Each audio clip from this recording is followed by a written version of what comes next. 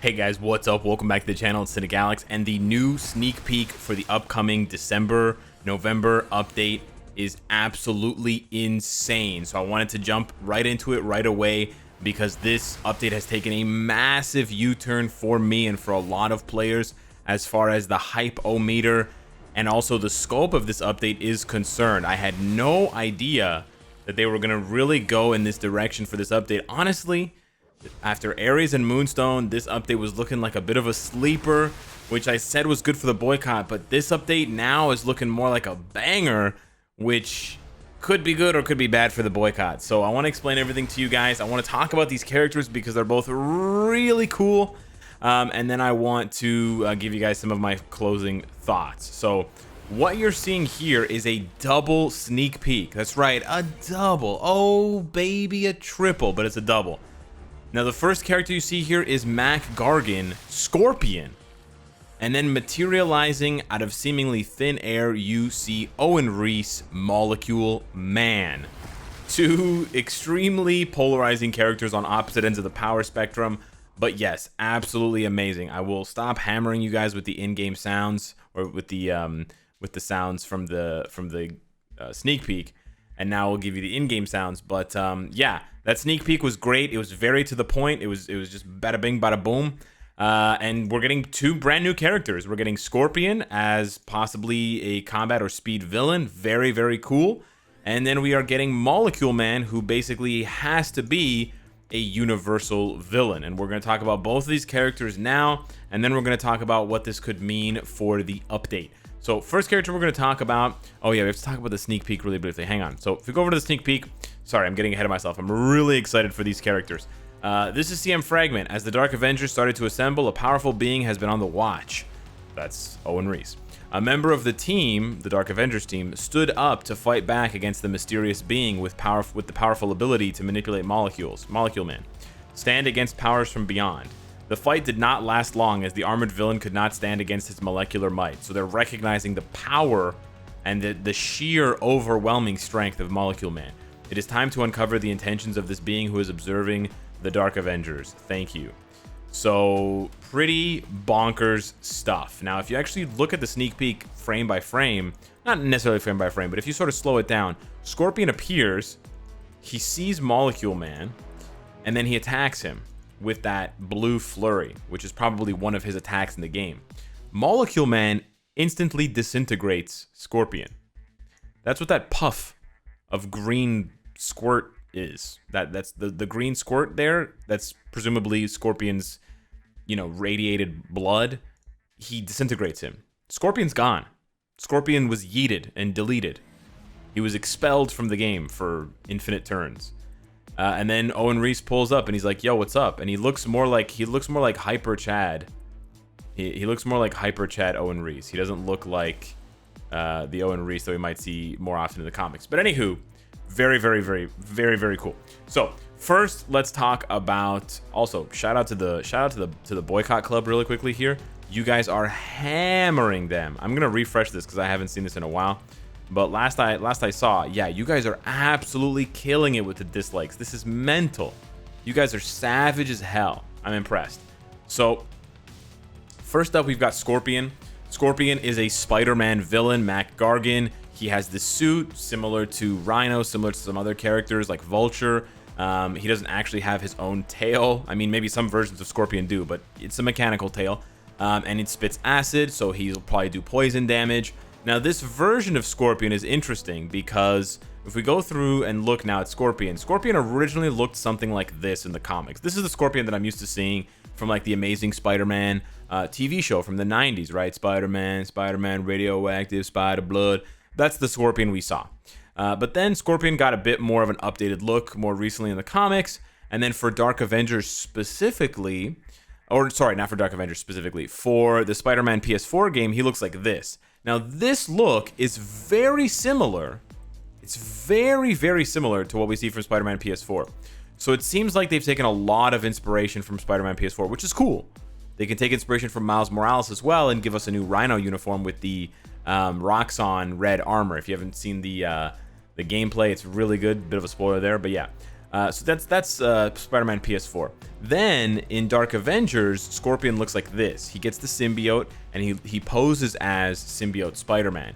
Later on, the symbiote sort of transforms him and he looks like this. So Scorpion actually goes through a lot of very drastic visual transformations. I don't know if we're gonna get a Scorpion Venom uniform or a Scorpion Spider-Man uniform. I really personally like the Spider-Man symbiote uniform. It's kind of a bummer that one was released so long ago, and so it's basically really bad. The Secret Wars one. Maybe they can release one again in the future that's updated. But who knows? Matt Gargan might get a uniform. It's very rare that characters get day one uniforms in Marvel Future Fight. It's not a very common thing, but it is a possibility. So that is basically Scorpion. His power level, his powers, he's right around the power level of characters like Rhino, like Vulture. You know, they are not high-level threats. They are not world-ending threats. They are threats for Spider-Man to take down while he's joking and quipping and webbing. Spider-Man can handle 6 versus 1, the Sinister Six versus Spider-Man, and he can handle all 6 of them. Now, sure, they do get the jump on him from time to time, or they set him up, but he can, you know, Spider-Man is basically at least, he's more than 6 times, but he's at least 6 times stronger than Scorpion. So, yeah, not that strong. And that's why he gets absolutely annihilated by Molecule Man. Now, I wasn't that familiar with Molecule Man, and I hadn't reminded myself lately of how strong he is because I just hadn't read anything with him. Molecule Man is insanely strong. Molecule Man is possibly the strongest character in the game, and he hasn't even arrived yet. But he would immediately eclipse. I wasn't aware of this when I was asked on the live stream. I originally said, you know, we have Thanos with the Infinity Gauntlet. We have Jean Grey, Phoenix Host. No, Molecule Man takes all those characters and poops on them. He really does. He just obliterates them because he can control molecules, which means his list of powers are very short, but they're essentially world breaking. He has the ability to manipulate molecules on a molecular level, so he can just manipulate reality as he sees fit, except it's not magic like Scarlet Witch. It's literally changing it permanently. On top of that, or not permanently if he wants it, on top of that, he can do it with his thoughts. So he doesn't even need to wave his hand or do an incantation. He doesn't need time to charge up a spell. He just imagines it and it happens. This is like Franklin Richards' Pocket Galaxy type powers that basically make every other character and every other player in the Marvel Universe shudder. There's a handful of characters that can take the Molecule Man down, and I think he stands toe-to-toe with like God Emperor Doom and Beyonder, which is bananas how strong he is. I had no idea that he was really that strong when all is said and done. Now, what I really didn't know that I'm actually even more interested in, and what's actually making me really hyped for Molecule Man, is his backstory. Owen Reese's backstory is really tragic. He was mistreated. He felt belittled by the world, and then he gets into an accident. You know how Marvel characters do, right? Luna Snow gets locked in a freezer. Captain America gets injected with the super soldier serum. So he gets into an accident. Some particle thing machine at his job bombards him, kind of like, to be honest, kind of like Dr. Manhattan, except he's not like a respected scientist. He's more just like a guy working there. And he gets bombarded with these particles, and it gives him the Molecule Man powers. And then he becomes really unstable, and he doesn't really understand how to control his powers. So the really cool thing about Molecule Man is that at first he gets these scars on his face that make him sort of scary looking, and that sort of builds into the idea that he, you know, is unlovable and that people hate him and that the world is against him. So it sort of like reflects on his face as well, which is an interesting way of physically manifesting the way he feels. But what's really interesting about Molecule Man is that when he first started, he didn't know how to use his powers. He was that strong. And he thought that his powers were only limited to inorganic objects or inorganic stuff like metals and things like that. And he actually thought that his power was coming from a wand. So he used this goofy wand, and he basically could just, you know, rearrange the molecular structure of metal and soil and all, not soil, but like, you know, all this inorganic stuff, right? Non-living tissues. And then he figured out how to use his powers. And then he became godly, which is pretty bonkers. But even with just his staff or wand or whatever, he's able to take down the Fantastic Four 4 versus 1. Now, hopefully, I'm hoping that they reference his wand in one of his 4 gears, because I think it's a really nice callback to the character's origins. But that's basically Owen Reese. But he basically becomes so powerful that in this panel here, it's pretty small text here. In this panel, he's talking to Galactus, and this is actually a powered up version of Galactus. And he tells Galactus, "You want to sit down?" And Galactus is like, "I don't want to sit down." And he's like, "No, sit down." And Galactus is like, "Okay, I'll sit down." And then as he's talking to Galactus, Galactus thinks, "I should be careful. He can end you with a thought." It's cut off here, but it literally says he can end you. Oh, you still can't see it. He says he can end you with a thought. All Owen Reese needs to do is think, and Galactus is gone. So at any point in time, without any Infinity Stones, he can basically just snap you out of existence. But he doesn't even need to snap. And there's no way you can hold his fingers apart to stop him from snapping, because it's all going on up here. That's how strong he is. It's bonkers. And he creates this whole dimension for himself. Anywho, this is him just casually destroying Daken, Wolverine's son. Just completely turning him into Man-Thing, basically. But without the powers and without the cool face. Yeah. He's like insanely strong.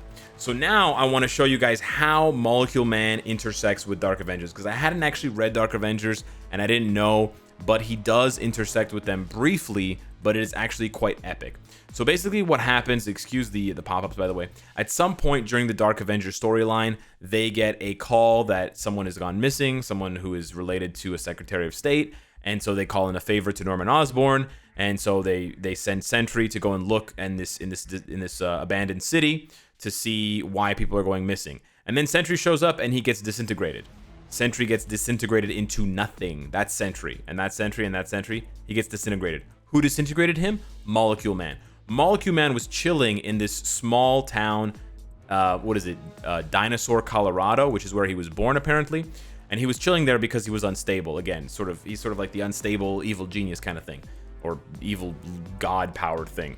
So anyways, he's chilling there.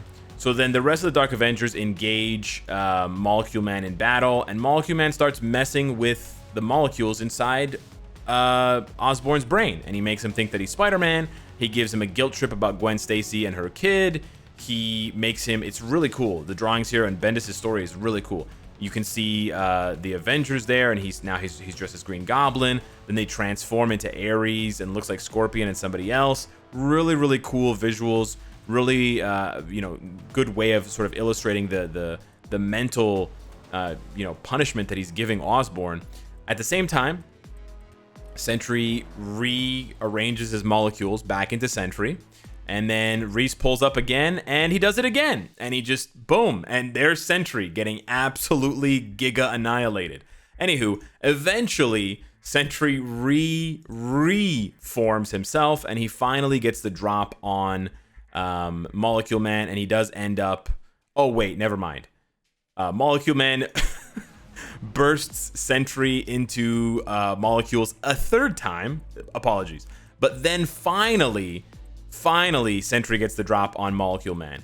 A lot of people, however, I've read on like forums and stuff like that, a lot of people they theorize. It doesn't really make sense, right? That Sentry is suddenly able to overpower Molecule Man. It was a plot device. It was plot induced power.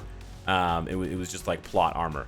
Molecule Man is strong enough to one-hit kill Sentry. So potentially we could be getting Sentry and Scorpion and Moonstone and Ares and Molecule. Well, we know we're getting Molecule Man, Scorpion, Ares, and Moonstone, and we could be getting Sentry. So that's at least 4 characters, quite possibly 5 characters, and they could still give us Daken, and they could still give us Ver. There's still more characters, and there's still more uniforms. What does that spell when you have 5 or 6 characters in a Marvel Future Fight update? That spells, and it smells like a not a sneak peek, sorry. It smells like an epic quest. I ruined my own punchline. It smells like an epic quest. Now, an epic quest is big news for Marvel Future Fight. It is big news because the epic quests are usually very popular. However, I have to say the last epic quest was a gift and a curse. It was very, very cool to see all these characters. It was awesome to get new uniforms for Ghost Rider, for Punisher as Cosmic Ghost Rider, and Star-Lord, and get these power jumps and stuff like that. And a lot of these characters that came for this update are really good. You know, Beta Ray Bill is beloved in the game. Philavel's an awesome support. Nova Richard Rider is great. Darkhawk's not bad.